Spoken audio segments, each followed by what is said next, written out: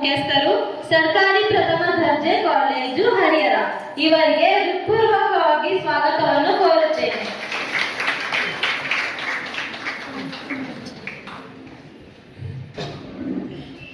ಸನ್ಮಾನ್ಯ Shri S Prasanna Kumar sir, ಕಾರ್ಯದರ್ಶಿಗಳು ಪೌರ ಸೇವಾ ಸಮಿತಿ ಹರಿಹರ ಇವರಿಗೆ ಪ್ರೀತಿಪೂರ್ವಕವಾದ ಸ್ವಾಗತವನ್ನು ಕೋರುತ್ತೇನೆ.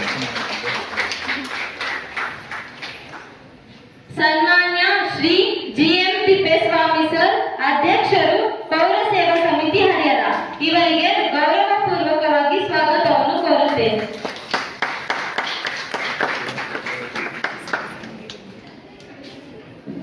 ಸನ್ಮಾನ್ಯ Shri R V Balaram Shreshti sir, ನಿರ್ದೇಶಕ